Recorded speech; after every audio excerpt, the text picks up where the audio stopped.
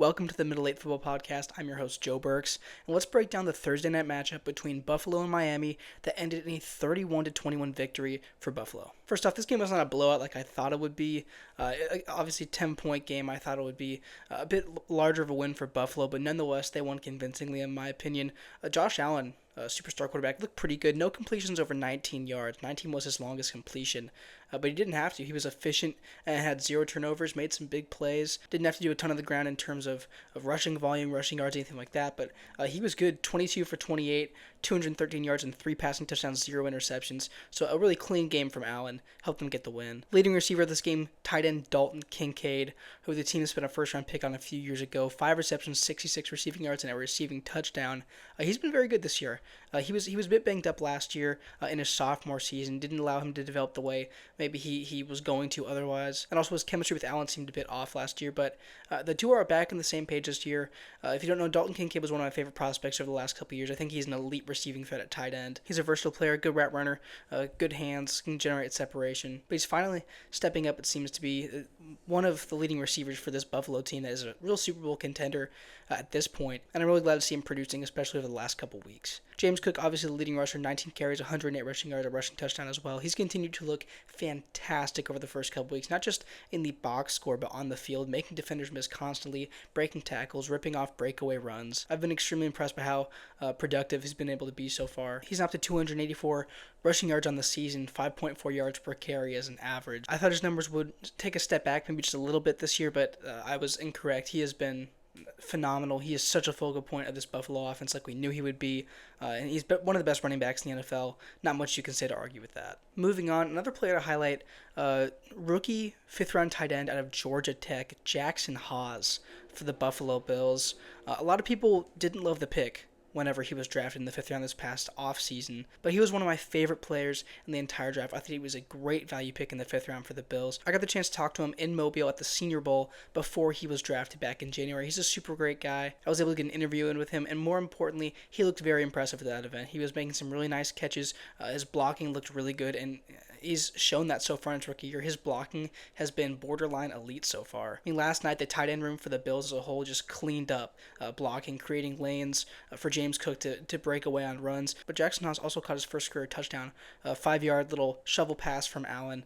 It's good to see him involved in the passing game, and I just love seeing a player that I was very high on in the pre-draft process immediately contribute to a Super Bowl contending team. But I think he has the potential to be a really good tight end too in the next few years, an elite blocker and a receiver with a lot of upside as well. Something I love about the Buffalo offense is how many players are able to get involved in the passing game. They have such a deep group of receiving threats, especially their tight end room. Dawson Knox, Dalton Kincaid, Jackson Haas, 3 really good tight ends. Well, it's not great for fantasy managers to see so many players involved. I think it really helps this offense kind of elevate to the next level. I mean, they had 10 players receive a target last night. They're able to spread the ball around so efficiently with Allen, who's having such a great start to the year. This is obviously one of the top-tier offenses in football.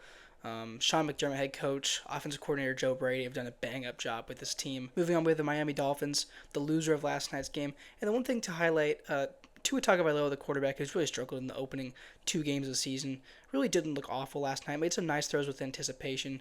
Had a couple touchdown passes as well. The efficiency wasn't great, only 4.3 yards per attempt compared to Allen's 7.6. But he didn't look like a terrible quarterback last night.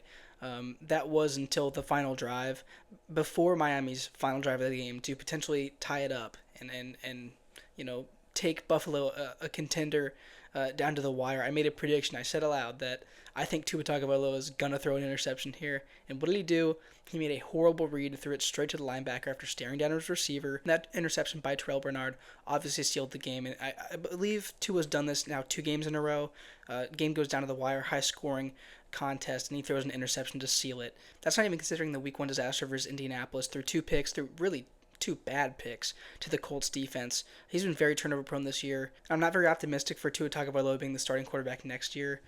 Maybe he ends up sticking around for another season or 2, but I don't see them having a ton of sustained success with Tua at quarterback. Now for the reasons for optimism for Miami. That defense didn't look bad last night. They made Buffalo punt multiple times, and they did allow 31 points. That's That's a lot of points. But at times the defense did look pretty solid, even with all the injuries, especially across the secondary. So Miami doesn't look dead in the water on both sides of the ball.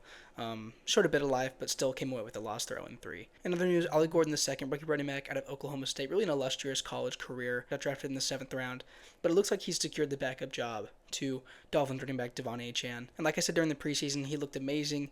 And he's such a good compliment to Achane, Achane obviously is the receiving threat, shifty running back with amazing speed, and Ollie Gordon's really a physical running back. He's nearly 230 pounds, I believe. He's able to run over defenders, play through contact, get yards after contact, and he's able to make defenders miss as well. But they're such a good complement to one another. They have such different skill sets that Miami can use out of the backfield, and it looks like he's secured the running back 2 job. He got his first career touchdown last night in the goal line. That could be his role going forward, like I predicted it would be. And I think that's a correct decision for Miami to roll with him as their second running back. Just some overall takeaways. My winner pick was correct. I predicted Buffalo would win, but I thought it was going to be more of a blowout. So Miami looked a bit better than I thought they would against this Buffalo team, especially after Buffalo just destroyed New York last week. The Dolphins still look bad, but they have a softer schedule ahead.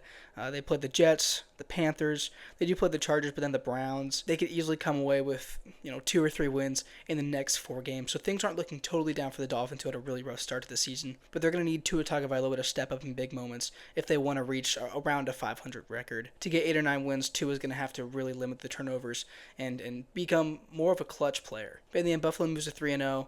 Never really lost control of the game. I was never at least worried that they were going to lose control of the game. They always seemed like they were just ready to pull away at any moment, and they ended up doing so late in the game. And a pretty decent game overall. Miami kept it close. Hope you guys enjoyed the episode. Don't forget to share it and follow the podcast on all platforms. We're all over social media at the Middle 8 Football Podcast. I'll see you guys in the next one.